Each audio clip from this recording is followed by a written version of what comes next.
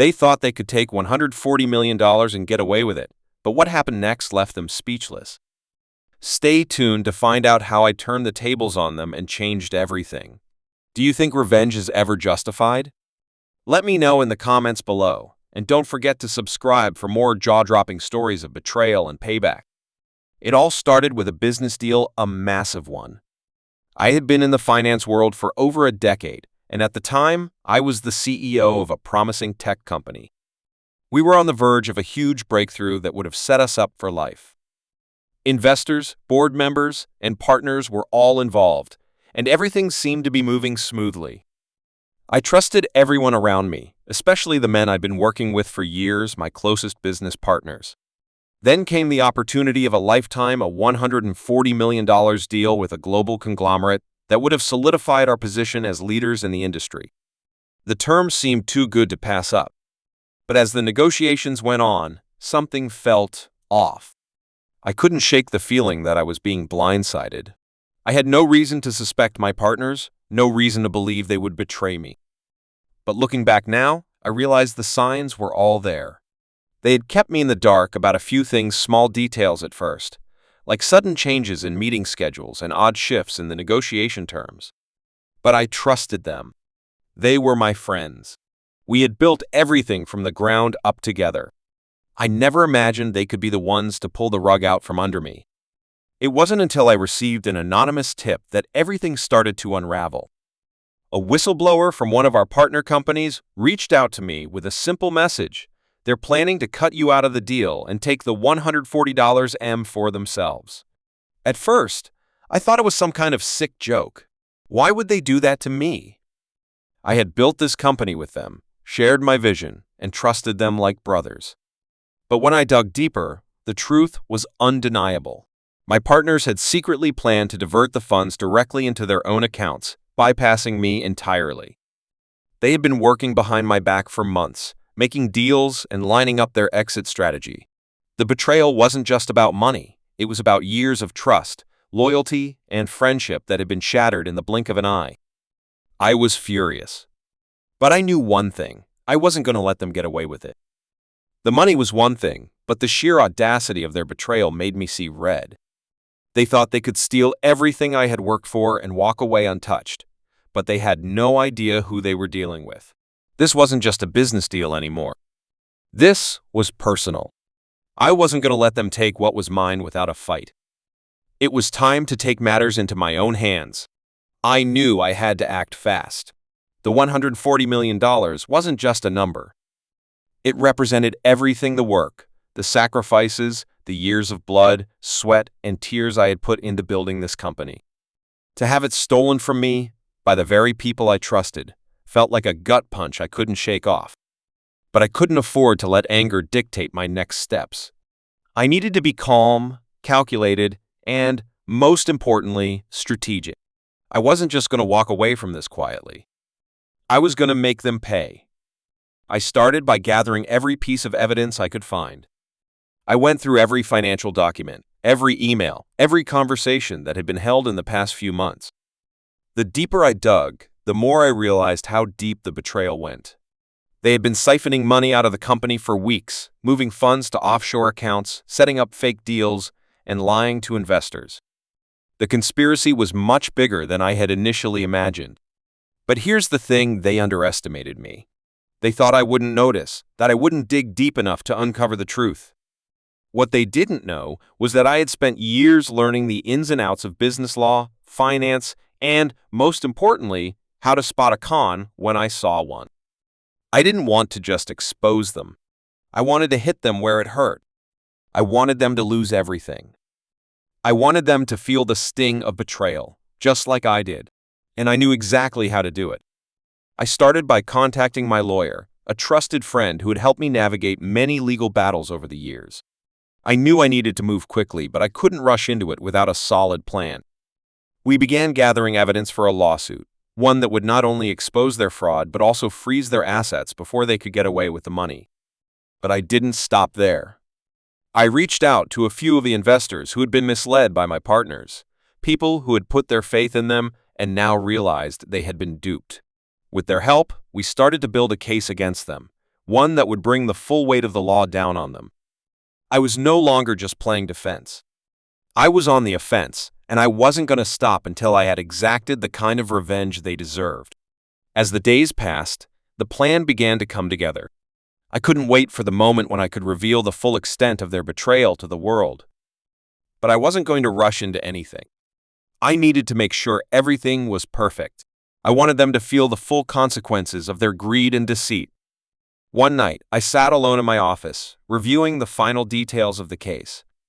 The evidence was stacked against them, but I wanted more. I wanted them to feel the shame of what they had done. I wanted to strip them of their power, their wealth, and their status in the business world. They had taken so much from me, and now it was time for me to take everything from them. The days leading up to the big moment were filled with anticipation.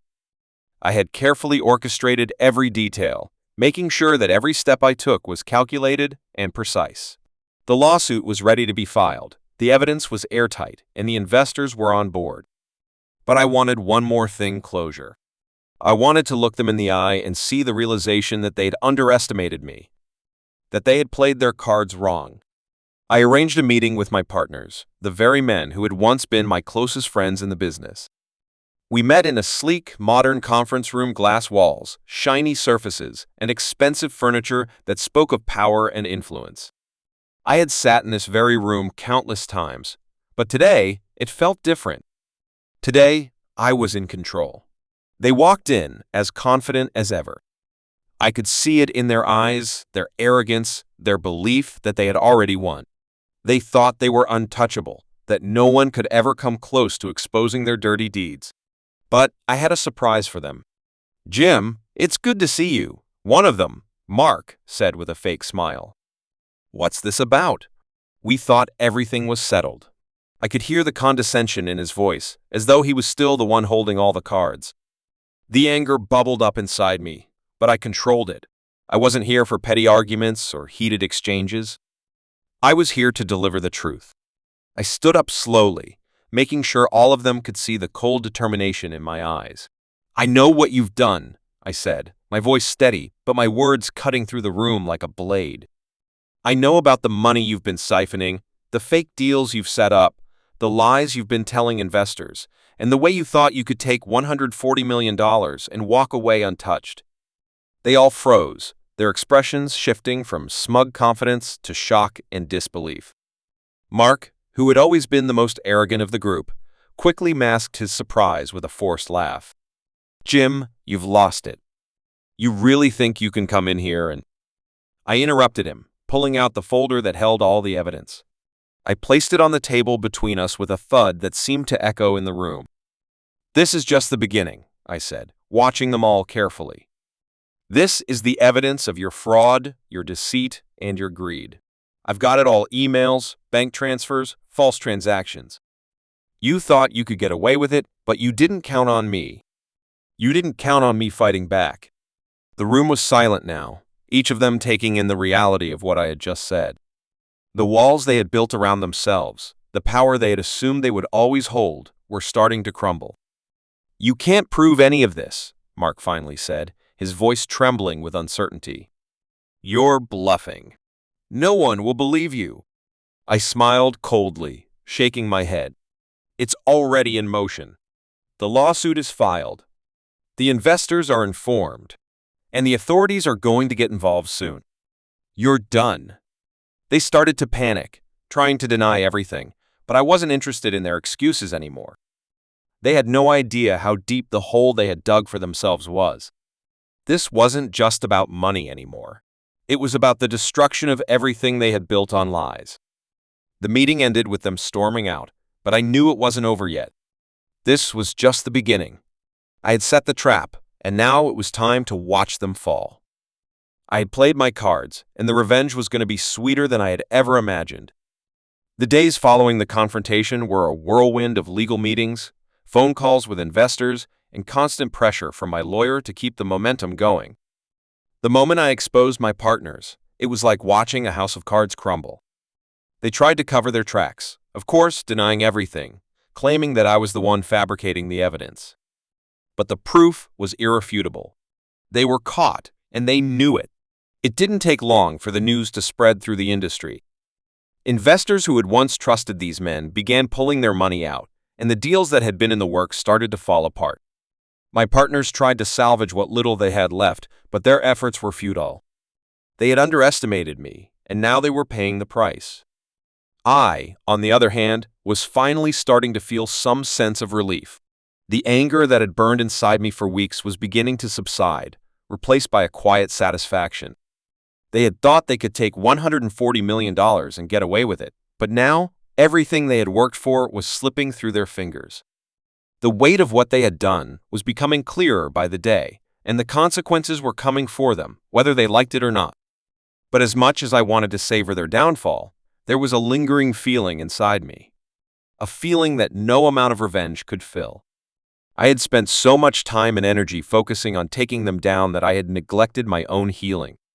My life had become consumed with the need to get back at them, to make them pay for what they had done. But now, with everything falling into place, I realized that the real work was just beginning. I needed to move on, to reclaim my life from the shadows of betrayal and revenge. My lawyer called me one afternoon with more news. The authorities had officially charged my former partners with fraud, embezzlement, and conspiracy. Their assets had been frozen, and they were facing a lengthy legal battle. It was a victory for me, but the victory felt hollow. It was as if nothing could truly erase the emotional toll their betrayal had taken on me. Sure, the money would be returned, and I would have my reputation restored, but there was still a part of me that felt empty. I didn't have time to dwell on it for long. There was still work to be done, work to rebuild my company, restore my trust in others, and, most importantly, rebuild my own sense of self-worth. The money was one thing, but the emotional scars of betrayal, the damage to my confidence, those were the things I needed to heal. I had allowed myself to become so fixated on revenge that I had neglected the healing process. So, I started over. I put the past behind me and focused on the future. I reached out to new business partners who shared my values, and I began the process of rebuilding the company I had worked so hard to create. I made sure to surround myself with people who were honest, trustworthy, and transparent. It wasn't easy. There were moments of doubt, moments when I wondered if I had made the right choices. But as time went on, I began to realize that the most important thing wasn't just getting revenge. It was finding peace within myself. It was about moving forward, letting go of the past, and building a future I could be proud of. I thought about my partners, what they had taken from me, but I also thought about the lessons I had learned. I had been naive, trusting too easily, letting others dictate my success and my happiness. But now, I understood that I was in control. I didn't need revenge to find satisfaction. I needed the strength to move forward and build something better. Months had passed since the confrontation, and as I sat in my office looking out the window, I couldn't help but reflect on everything that had happened. The betrayal, the revenge, and the aftermath, it all felt like a distant memory now. The adrenaline that had pushed me to act, to fight back, had worn off, and what was left was peace. Real peace. The company was thriving again. I had rebuilt from the ground up, not just my business, but my life. I had learned the hard way that no amount of money or success was worth losing your soul over. The betrayal of my partners had taught me a lot about trust, about loyalty, and about how easily people could be blinded by greed. But more importantly, it had taught me that the real victory wasn't in getting back at them. It was in rebuilding my life without them.